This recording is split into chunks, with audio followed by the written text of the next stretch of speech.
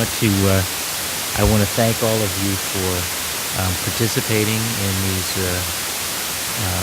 these periodic so-called ethnic media roundtables, and for paying attention to our work and the many insights that you have given me through your writing and publications and your broadcasts on what the business of state government ought to focus on. I would say, as I take my leave, that I feel good about where the Commonwealth is as a whole. We are at a 25-year high in employment in the Commonwealth. We are first in the nation in economic competitiveness, in student achievement, in healthcare coverage, in veteran services, in energy efficiency, in entrepreneurial activity. Our budgets have been solid and responsible. We have the highest bond rating in the history of the Commonwealth. We have the global destination for the life sciences and biotech. We're a national leader now in clean and alternative energy, with a 47% expansion in that sector in the last 4 or 5 years. I feel good. And yesterday we had a Hanukkah lighting ceremony in the building, and the treasurer said the nicest thing when he talked about how the Commonwealth was a more open and welcoming place, had become a more open and welcoming place in the last eight years. And I hope that's true. I hope that the positions we've taken on issues facing new Americans, on issues facing immigrants, documented and otherwise, on the refugee children, reflect a sentiment in this administration and in this government that we share a common humanity, and that our policy ought to reflect that truth. I will also say, maybe as a final comment, and then I'll take your question, that I think that sentiment is more broadly shared in the population maybe than some in the mainstream media, maybe even some of you may realize.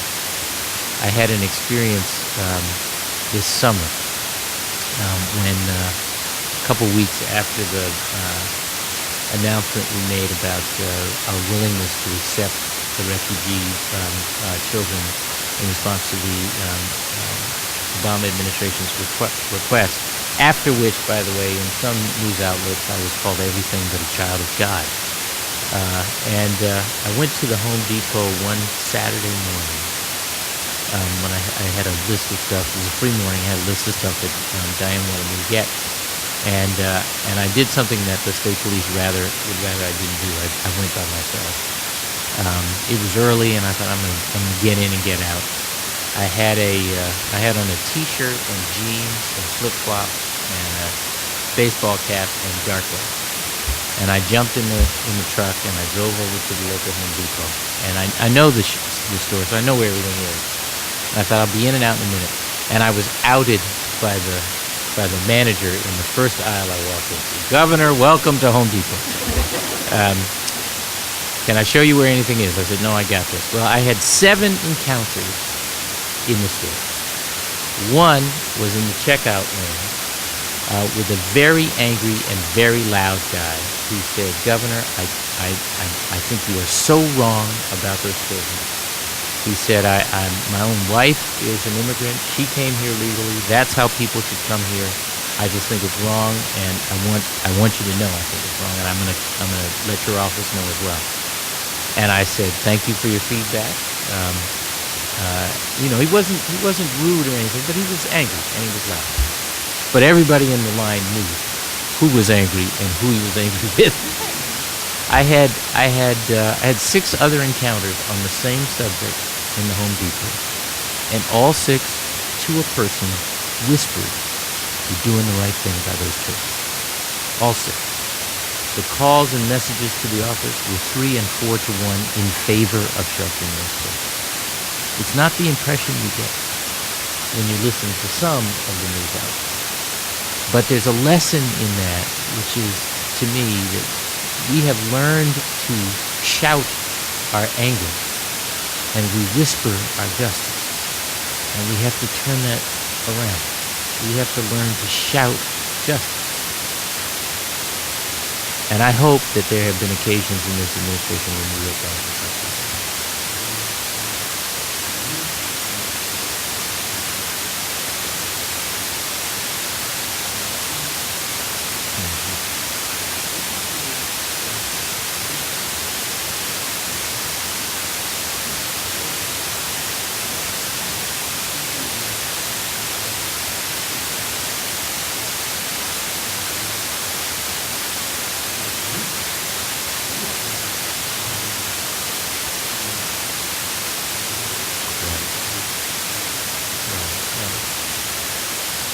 So,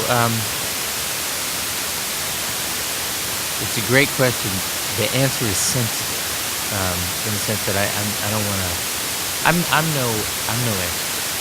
I've run for one office too, but our reason for running at the grassroots was both practical and philosophical. And I think you and I have talked about this before. It was practical in the sense that, to me, it's the only way for an outsider to break in, right? Otherwise, it's all about waiting your turn and all that stuff. But philosophically, I think it's the purest kind of democracy, which is to say you're going out and you're actually listening to people. You're actually engaging with people, and you're inviting people back into having a stake in their own civic and political life. I'll tell you one. There are lots of examples of how this, I think, is becoming more understood in Massachusetts. The governor-elect went to communities in this last election he didn't go to 4 years ago. Now, I understand that was about winning, and that may or may not have been about common cause on a policy basis. But the point is, it showed a respect for communities that don't always or often participate, and that is what I think Democrats have to learn. Frankly, that should be the expectation of all people in public life.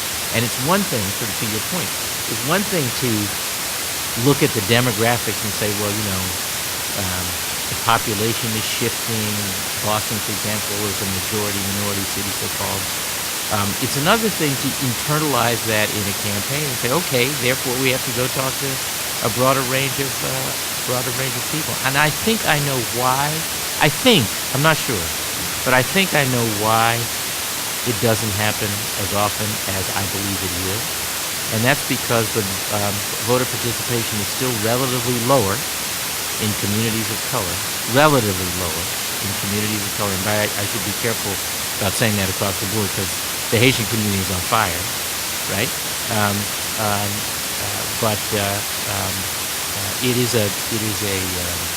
It's a truth in many communities of color in Boston and outside of Boston. I think the answer to that is to show up and give people a reason to.